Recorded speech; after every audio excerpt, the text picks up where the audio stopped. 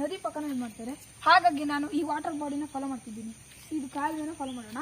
ಮುಂದೆ ಬನ್ನಿ, ಎಲ್ಲ ಹುಷಾರಾಗಿರಿ. ಬನ್ನಿ. ಇಲ್ಲಿ ನೀವು ಅಮೆಝಾನ್ ಕಾಡಲ್ಲಿ ಹುಷಾರಾಗಿ ತಿರುಗಾಡಬೇಕು. ಇಲ್ಲಿ ಎಂತ ಪ್ರಾಣಿಗಳು ಇತ್ತಂತ ಸೈಂಟಿಸ್ಟಿಗೂ ಗೊತ್ತಿಲ್ಲ, ಕಾಡಿನೂ ಗೊತ್ತಿಲ್ಲ. ನೀವು ಮುಂದೆ ಬನ್ನಿ.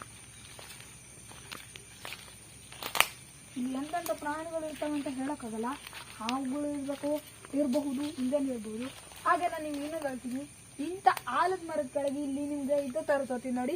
ಇಲ್ಲಿ ಬನ್ನಿ, ಇಲ್ಲಿ ಇದೇ ತರ್ತೀನಿ ನೋಡಿ. ಈ ಬೀಳ ಹತ್ರ ಜಾಸ್ತಿ ಹೋಗ್ಬಿಡಿ, ಏಕೆಂದರೆ ಒಂದು ಗ್ರೀನ್ ಮಾಂಬ ಅಂತ ಇದೆ.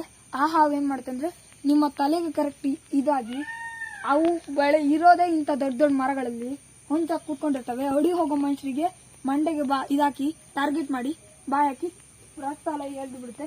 ಹಾಗಾಗಿ ನಾನು ಇಲ್ಲಿಂದ ಹೋಗಲ್ಲ. ಇಲ್ಲಿ ನಿಮಗೆ ನಾನು ಬೇರೆ ಕಡೆಯಿಂದ ಹೋಗ್ಬೇಕು. ಅದು ಎಷ್ಟೇ ಕಷ್ಟ ದಾರಿ ಅದು ಇಂಥದ್ದಲ್ಲಿ ಹೆಚ್ಚು ಹೋಗಬೇಡಿ.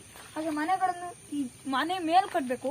ನೀವು ಯಾವುದೇ ಗ್ರೀನ್ ಲ್ಯಾಂಡ್ ಅಥವಾ ಇಲ್ಲಿ ಮಳೆ ಜಾಸ್ತಿ ಬೀಳೋ ಜಾಗಕ್ಕೆ ಹೋದರೆ ನೀವು ಮನೆ ಮೇಲೆ ಕಟ್ಟಬೇಕು, ಮರದ ಮೇಲೆ ಇರಬೇಕು. ಕೆಳಗಿರೋದು ಅಷ್ಟು ಸೇಫ್ಟಿ ಅಲ್ಲ, ನೆರೆ ಬರ್ಬೋದು ಅಥವಾ ಹುಲಿ ಪ್ರಾಣಿಗಳೆಲ್ಲ ಬಂದು ನೋಡ್ಬೋದು. ನಿಮ್ಮ ಹತ್ರ ಟೆಂಟ್ ಇದ್ರೆ ಓಕೆ, ಇಲ್ಲ ಅದೇ ನಾವು ಇಂಥದ್ದು ಮಾಡಬೇಕು. ನಾವು ಹೀಗೆ ಹೋಗೋಣ. ಆ ವಾಟರ್ ಬಾಡಿ ಹೀಗೆ ಬರುತ್ತೆ.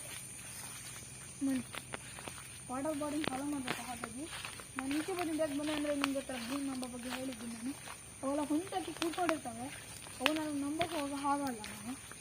ನೀವು ಹುಷಾರಾಗಿ ಇಲ್ಲಿ ಪ್ರತಿ ಒಂದೊಂದು ಹೆಜ್ಜೆನೂ ಹುಷಾರಾಗಿಡ್ಬೇಕು ನೋಡಿ. ವಾಟರ್ ಬಾಡಿ ಹಾಗೆ ಬಂದು ಬಿಡ್ತಾನೆ. ಅಲ್ಲಿಂದ ಬರಲಿಲ್ಲ, ಯಾಕಂದರೆ ನನಗೆ ಗ್ರೀನ್ ಮಂಬ ಬಗ್ಗೆ ಗೊತ್ತು. ನಿಮಗೆ ನಾನು ಹೇಳ್ಕೊಟ್ಟಿದ್ದೀನಿ. ಗ್ರೀನ್ ಮಂಬದ ಹತ್ರ ಹೋಗ್ಬಿಡಿ.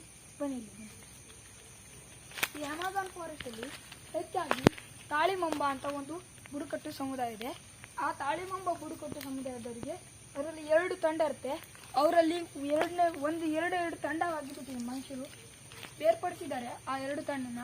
ಹಾಗಾಗಿ ನಾವಿಲ್ಲಿ ಅವರು ಒಂದು ತಂಡ ಮನುಷ್ಯರನ್ನ ನೋಡಬಾರ್ದು ಅಂತ, ಇನ್ನೊಂದು ತಂಡ ಮನುಷ್ಯರೊಟ್ಟಿಗೆ ಮಾತಾಡುತ್ತೆ. ಇನ್ನೊಂದು ತಂಡಗೆ ಮನುಷ್ಯರನ್ನ ನೋಡಿದ್ರೆ ಆಗಲ್ಲ. ಅಂದರೆ ಅವರು ಮನುಷ್ಯರೇ, ಆದರೆ ಹೊರಗಿನ ಪ್ರಪಂಚ ಅಂದರೆ ಟೆಕ್ನಾಲಜಿ ಇರೋ ಮನುಷ್ಯರು ನೋಡಿದ್ರೆ ಆಗಲ್ಲ. ಹಾಗಾಗಿ ನಾವು ವಾಟರ್ ಬಾಡಿ ಹೀಗೆ ಹೋಗುತ್ತೆ. ಹೀಗೋಗಿ ಎಲ್ಲೊಂದು ಕಾಲುವೆ ಇದೆ, ಬನ್ನಿ ನಾನು ತೋರಿಸ್ತೇನೆ. ಬನ್ನಿ. ಸೊ ನಾನು ಇಲ್ಲಿ ನೀರು ಸಿಕ್ಕಿದೆ ನನಗೆ. ಇದು ಫ್ರೆಶ್ ವಾಟರ್. ಹೇಗಂದರೆ ಇದು ಹರಿತಾ ಇದೆ, ಹಾಗೆ ಇಲ್ಲಿ ಮೀನುಗಳಿವೆ. ನಾನು ನಿಮಗೆ ಈ ನೀರನ್ನ ಕುಡಿಯೋಕ್ಕಿಂತ ಮೊದಲು ನಿಮ್ಗೊಂದು ಹೇಳ್ಕೊಡ್ತೀನಿ. ನಾನೀಗ ನೀರು ಸಂಗ್ರಹಣೆ ಮಾಡಬೇಕಂತ ಇಲ್ಲ, ಮುಂದೆ ಸಂಗ್ರಹಣೆ ಮಾಡ್ಕೊಳ್ತೀನಿ. ಯಾಕಂದರೆ ಇದು ರೈನ್ ಫಾರೆಸ್ಟ್ ಆಗೋದ್ರಿಂದ ಇಲ್ಲಿ ನೀರು ಮಳೆ ಬರ್ತಾನೆ ಇರುತ್ತೆ, ಹಾಗಾಗಿ ನಮ್ಗೆ ನೀರು ಸಿಗುತ್ತೆ.